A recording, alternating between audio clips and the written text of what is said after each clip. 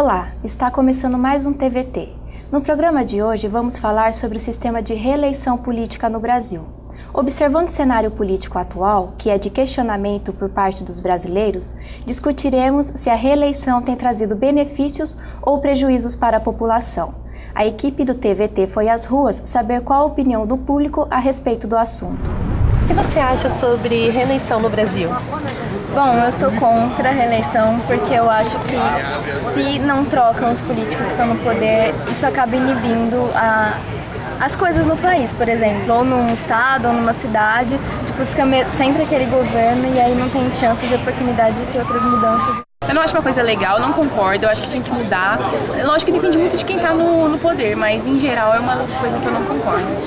Eu acho que a reeleição geralmente atrapalha inclusive o primeiro mandato, porque todo mundo trabalha em função da reeleição.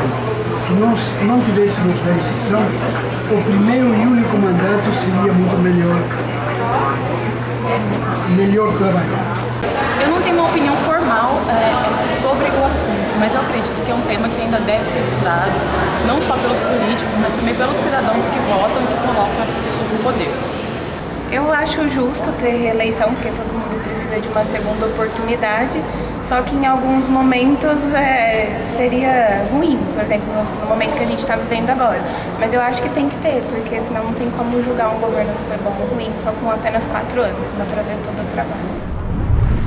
E para conversar sobre o sistema de reeleição no país, convidamos o mestre e doutor em comunicação social e também professor de comunicação e política, Sebastião Geraldo. Seja bem-vindo, professor, muito obrigado pela presença. É uma satisfação estar aqui com vocês para poder responder as questões que vocês formularem. Estou à disposição.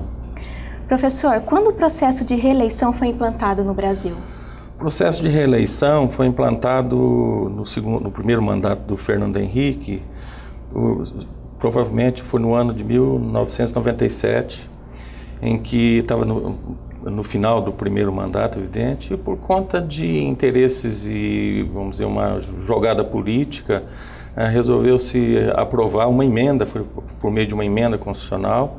Então, o governo, evidentemente, tinha interesse em permanecer no poder por mais um tempo, né? No primeiro mandato ele tinha uma grande popularidade, então resolveu-se discutir, levar para uma proposta de emenda constitucional para o Congresso Nacional, e essa proposta foi aprovada. Mas foi aprovada já com vício, porque naquele momento eram publicados nos jornais aí diversas denúncias de corrupção, de compra de voto, distribuição de concessão, não, mas de autorização de rádios comunitárias. Isso foi provado, né?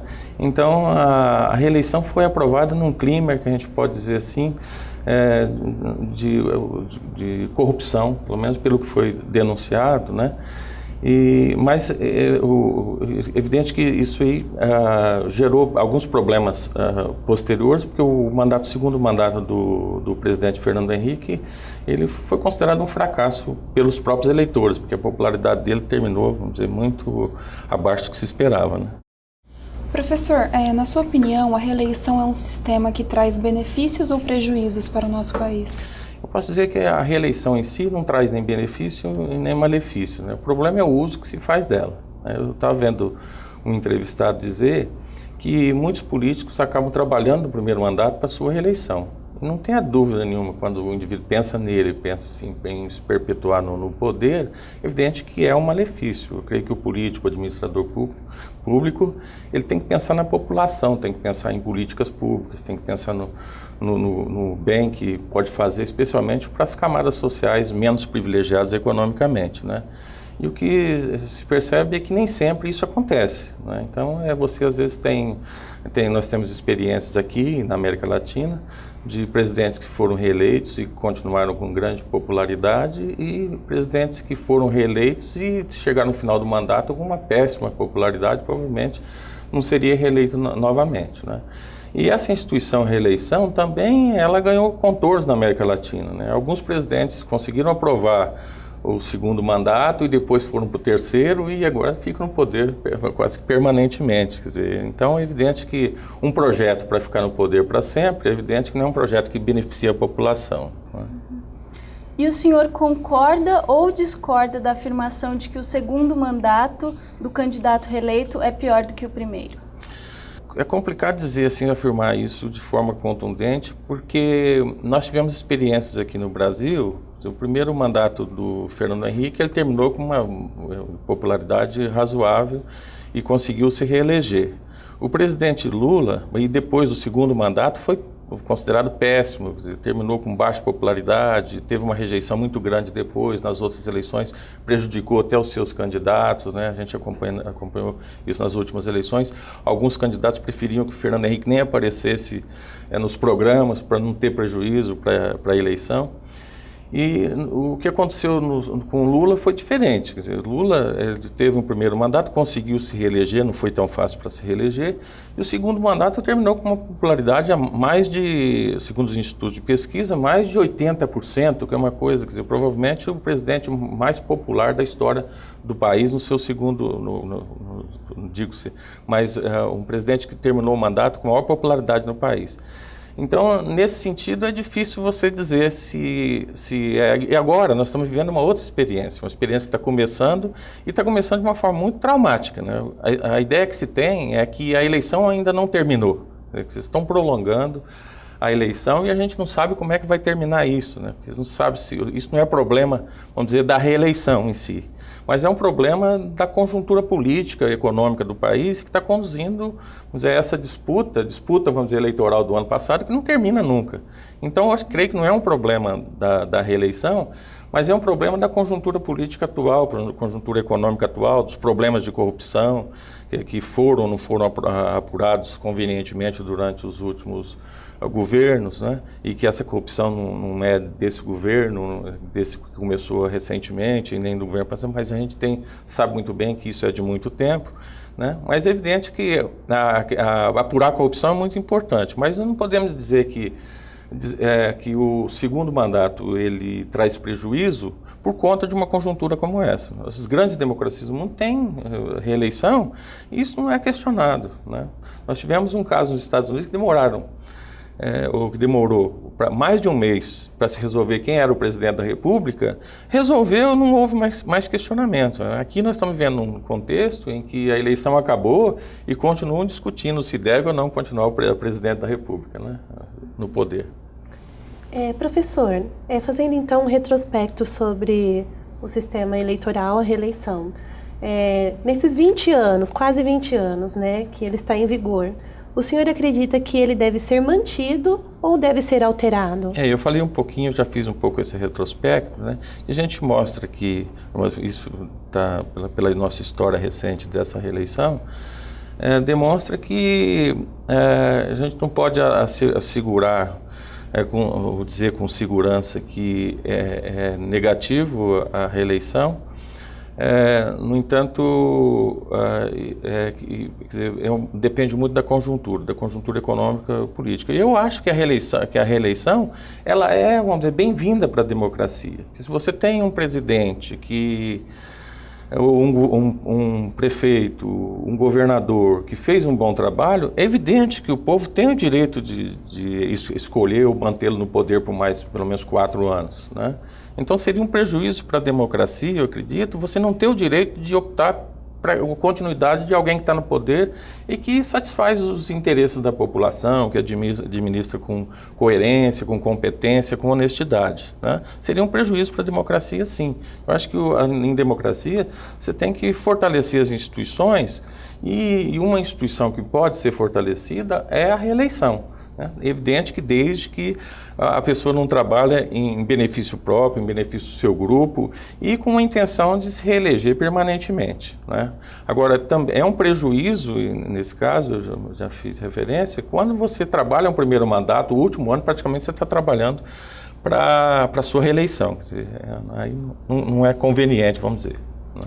Professor, você considera interessante a proposta de alongar os anos do primeiro mandato para 5 ou 6 anos, caso acabe a reeleição no Brasil? Tem gente que considera que 4 anos é pouco, né? Um dos argumentos para aprovar a reeleição foi justamente esse. Então vamos aprovar a reeleição porque 4 anos, se o governo é bom, então você fica 8 anos. Mas isso é evidente que decorre muito de quem, dos interesses do grupo que está no poder, do grupo que tem condição de articular no Congresso Nacional e fazer valer a reeleição, né? Portanto, eu considero que 4 anos, 5 anos, 1 ano a mais, 1 ano a menos, não faz muita diferença. Por isso que eu acho interessante, sim, a instituição da reeleição. Mas eu tenho convicção que se for aprovado, vamos dizer, acabar com o processo com a reeleição no país, é evidente que vão se pensar em alongar o mandato para 5 ou 6 anos. Quer dizer, na verdade, você está alterando uma instituição, reeleição, mas está permitindo que o candidato ou o político ele permaneça no poder mais tempo, né? Eu acho que se você permite a reeleição, quer dizer, você dá a oportunidade para o eleitor ele dizer se concorda ou não com o prolongamento desse mandato e não impor mais 1 ano, né, contra a vontade, por exemplo, de quem elegeu, se chega no final do mandato não aceita mais esse político, né? Eu creio que 4 anos seria suficiente, mas eu concordo, conforme já afirmei, com a reeleição. Quer dizer, então você está deixando nas mãos do eleitor a decisão se ele deve ou não continuar. Se você prolonga para 5 anos, né, você, de certa forma, está impondo mais 1 ano, não está dando a liberdade do eleitor de dizer, olha, basta, né? E o senhor acredita que o sistema de reeleição pode trazer consequências distintas, dependendo de cada cargo político? Sim, por exemplo, você imagina, por exemplo, nós vivemos hoje o legislativo, a pessoa pode ser reeleita indefinidamente. Tem gente que fez da política uma sua profissão. E isso eu acho péssimo, porque as pessoas não pensam em votar em questões que beneficiam o povo, beneficiam a população, mas a gente vê isso claramente, né, fazendo esforços corporativos de aprovar leis, aprovar regras que beneficiam sim os próprios políticos, e normalmente isso traz prejuízo para o povo, né? Traz prejuízo para o eleitor. Então seria muito importante também que se estabelecesse um limite de reeleição para o legislativo.